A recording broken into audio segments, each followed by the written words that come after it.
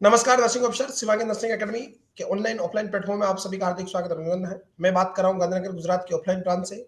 आज हमारे बीच विद्यमान है हरनिशा पटेल जी, जिनका हाल ही में सीएससी गुजरात में सिलेक्शन हुआ। तो लक बताया हरनिशा जी, कैसा लग रहा है बेटा? बहुत अच्छा लग रहा है अभी सर। बहुत अच्छा, हैप्पी हैप्पी फील हो रहा है। हाँ।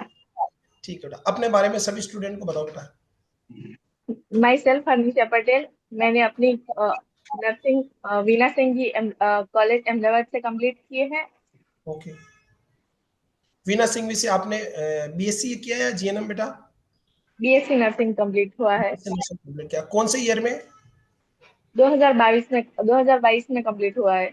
2022 में कंप्लीट किया। फिर फादर क्या करते हैं बेटा आपके? कोऑपरेटिव सोसाइटी में जॉब करते हैं और खेती भी करते हैं साथ में। खेती भी करते हैं, मतलब दोनों काम करते हैं। बहुत अच्छी बात बेटा, हाँ। आपने उनको नर्सिंग ऑफिसर सेलेक्ट होके एक सहारा दिया, उनको गर्वान्वित महसूस कराया। और आपको एसएनए के बारे में किसने बताया बेटा? एसएनए के बारे में हमारे कॉलेज में एडवर्टाइजमेंट के लिए आए थे सर। उन्होंने जी। बताया था। हम लोग लास्ट ईयर में थे तभी आए थे। जी। मैंने 2023 से ज्वाइन किया है एसएनए। ओके बेटा। ओके बेटा, बहुत बढ़िया। फिर आपने ऑफलाइन के साथ ऑनलाइन भी पढ़ाई करी, जो आपको फ्री मैंने मिलता सर है? मैंने सर ऑनलाइन क्लासेस परचेज किए थे। ओके। घर से बैठ के ही क्लासेस कंप्लीट किए थे और साथ में लाइब्रेरी भी ज्वाइन की थी। जो बहुत बढ़िया बेटा। तो अभी जितने भी बच्चों का इंटरव्यू ले रहा हूँ, मैक्सिमम 90% जो सिलेक्टेड कैंडिडेट वो ऑनलाइन से ही है। तो मुझे लगता है कि एसएनए का online is more effective then offline, specially Gujarat के बच्चों के लिए। क्योंकि जितने भी बच्चे भी सेलेक्ट हुए गुजरात सीएससी पीएससी में, जिसके हमने इंटरव्यू लिए या ऐसे बात करी है जिन बच्चों से जिनका भी इंटरव्यू नहीं हुए, सब ऑनलाइन से पढ़ा। तो online is more effective and उससे समय भी बचता है और पैसा भी बचता है। डेफिनेटली घर बैठ के आप पढ़ाई कर सकते हैं। तो आपकी पढ़ने की स्ट्रेटेजीज क्या रहती थी बेटा जब आप ऑनलाइन पढ़ते थे? मैंने फंडामेंटल से स्टार्ट किया था। मैंने फर्स्टली फंडामेंटल कंप्लीट कर दिया था। फिर आपकी क्लासेस स्टार्ट की थी। न्यूरोलॉजी मुझे बहुत अच्छी लगी थी, वो एमएसएन कंप्लीट किया। उसके बाद सीएचएम और साइकेट्रिक दोनों साथ में कंप्लीट किया और लास्ट में ओबीजी कंप्लीट कर दिया था। ओबीजी और हम्म, पीडियाट्रिक्स साथ साथ में कंप्लीट किए थे। मैं थियरी पढ़ती थी और उसके बाद एमसीक्यू सॉल्व करती थी।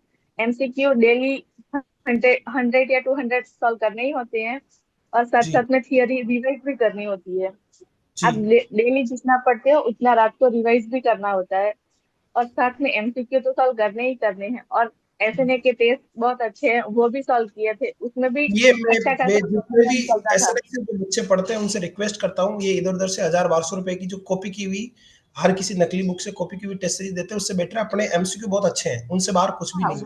दूसरा, वो आप जो थ्योरी पढ़ते हो उससे रिलेटेड एमसीक्यू है तो आपको बहुत हेल्प मिलती है।